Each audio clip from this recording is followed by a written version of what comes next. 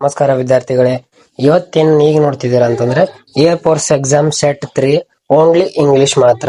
English ಒಂದು 20 question with answers ನೋಡ್ಕೊಂಡ್ ಬರೋಣ.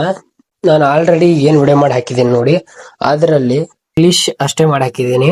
ಆ ನಂತರ ಇನ್ನೊಂದು ವಿಡಿಯೋ ಹಾಕಿದ್ದೀನಿ ನೋಡಿ, ಅಪ್ಲೋಡ್ ಮಾಡಿದ್ದೀನಿ. ಅದರಲ್ಲಿ English plus GK model question paper so question answers ಹೇಳಿದ್ದೀನಿ. ಸೊ ಆಮೇಲೆ ಈ ಒಂದು ವಿಡಿಯೋದಲ್ಲಿ ಏನಂತಂದ್ರೆ ಓನ್ಲಿ ಇಂಗ್ಲಿಷ್ ಮಾತ್ರ ಇಂಪಾರ್ಟೆಂಟ್ ಕ್ವಶನ್ಸ್ ಡಿಸ್ಕಷನ್ ಮಾಡ್ಕೊಂಡ್ ಬರೋಣ. ಸೊ ವಿಡಿಯೋ ತುಂಬಾ ಯೂಸ್ಫುಲ್ ಆಗುತ್ತೆ. ಆಮೇಲೆ ಈ ಒಂದು PDF ನಿಮ್ಮದು ವಾಟ್ಸ್ಆಪ್ ಗ್ರೂಪ್ ಜಾಯ್ನ್ ಆಗ್ರಿ, PDF ನ ತಗೊಳ್ರಿ. ಏನಾದರೂ ಡೌಟ್ ಇದ್ರೆ ನನಗೆ ಕಾಮೆಂಟ್ ಮಾಡ್ರಿ. ಸೊ ಮೊದಲನೇ ಪ್ರಶ್ನೆ ನೋಡೋದಾದ್ರೆ, by the time we reached the station the train dash ಅಂತ ಇದೆ ನೋಡಿ. ಅಂದ್ರೆ by the time we reached station, railway station the ಅವರು ಅಷ್ಟು ಟೈಮಿಗೆ ರೀಚ್ ಆದ್ರು ದ ಟ್ರೈನ್ ಅಂತ ಇದೆ. ಸೊ ನೋಡಿ option A, B, C, D ಅಂದ್ರೆ leaves, left, had left, has left ಅಂತ ಇದೆ 4 ಆಪ್ಷನ್ಸ್. ಸೊ ಒಂದನೇ ಆನ್ಸರ್ ಏನಂತಂದ್ರೆ C ಆಗುತ್ತೆ, ಹ್ಯಾಡ್ ಲೆಫ್ಟ್. ಆಮೇಲೆ ಎರಡನೇ ಕ್ವಶನ್ ಕಡೆ ಬರೋಣ. C usually, one second, okay. ಆಮೇಲೆ ನೋಡಿ, C usually dash tea in the morning ಅಂತ ಇದೆ. Option A drink, B drinks, C drank, D drinking. ಇದಕ್ಕೆ ಎರಡನೇ ಉತ್ತರ ಆಪ್ಷನ್ B ಆಗುತ್ತೆ, drinks. Okay. Third one question ನೋಡಿ, look the children dash in the river ಅಂತ ಇದೆ.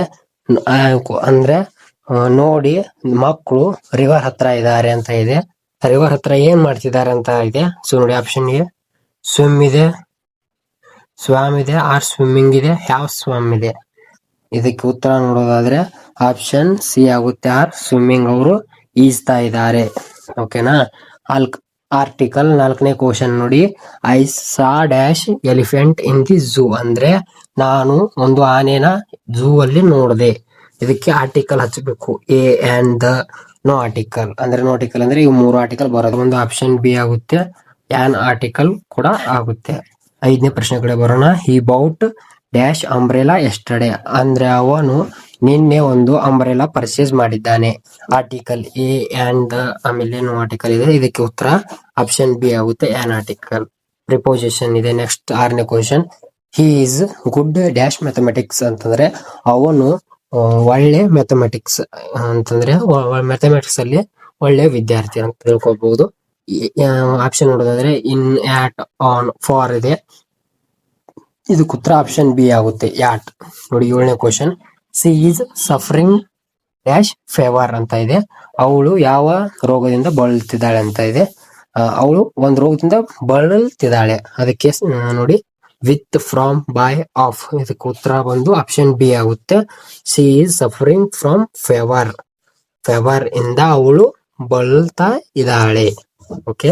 ಕಂಜಕ್ಷನ್ ಇದೆ ನೋಡಿ, C was tired dash C finished her work. ಅವಳು ಟಯರ್ಡ್ ಆಗಿದ್ದಾಳೆ, ಆಮೇಲೆ ಅವಳು ವರ್ಕ್ ನ ಫಿನಿಶ್ ಮಾಡಿ ಮುಗಿಸಿದ್ದಾಳೆ. ಇದಕ್ಕೆ ಕಂಜಕ್ಷನ್ ನೋಡಿ, ಆ್ಯಂಡ್, ಬಟ್, ಸೋ, ಬಿಕಾಸ್ ಇದೆ. 8ನೇಕ್ಕೆ ಇದಕ್ಕೆ ಉತ್ತರ ಬಂದು ಆಪ್ಷನ್ B ಆಗುತ್ತೆ, ಬಟ್ ಆಗುತ್ತೆ.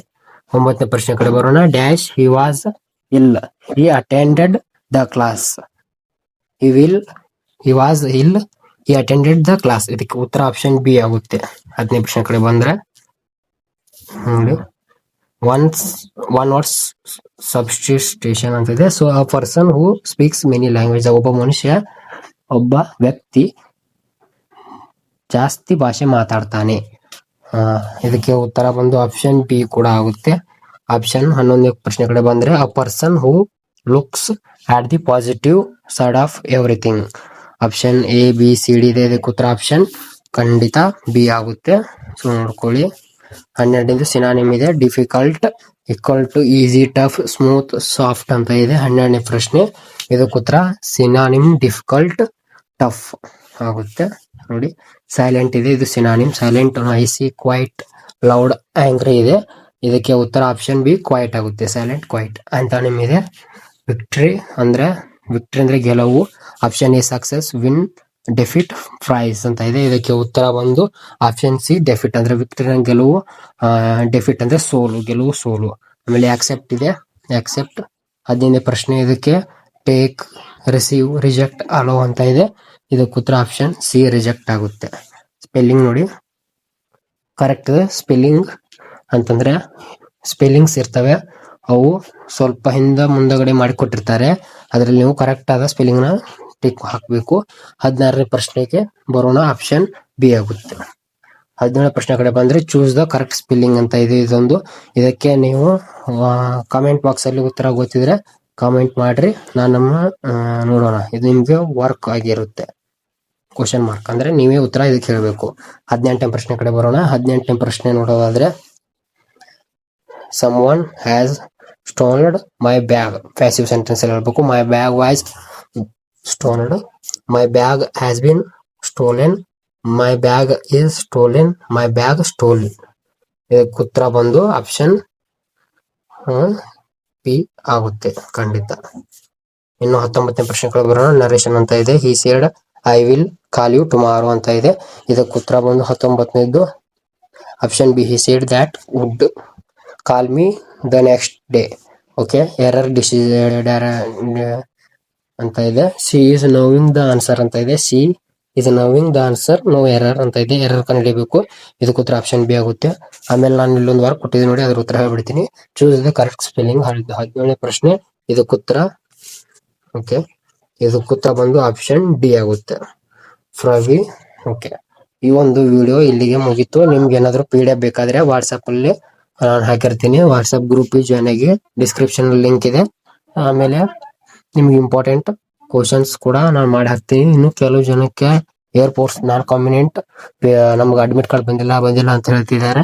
ಸೊ ಇನ್ನು 2 ದಿನದಲ್ಲಿ ಬರೋ ಚಾನ್ಸಸ್ ತುಂಬಾ ಇದೆ. ನೀವು ಯಾವ ಪೋಸ್ಟ್ ಆಫೀಸ್ ಕೊಟ್ಟಿರ್ತೀರಾ ಅಡ್ರೆಸ್, ಆ ಆಫೀಸ್ಗೆ ಒಂದ್ಸಲ ಕಾಂಟ್ಯಾಕ್ಟ್ ಮಾಡಿ ತಿಳ್ಕೊಳ್ಳಿ. ಬಂದಿದೆ ಎಲ್ಲ ಚೆಕ್ ಮಾಡ್ತಾ ಇರಿ. ಸೊ ಬರುತ್ತೆ. Thank you for watching. Doubt ಇದ್ರೆ ಕಮೆಂಟ್ ಹಾಕ್ರಿ. ಮತ್ತೆ ಸಿಗೋಣ ಲೈವ್. ಜೈ ಹಿಂದ್.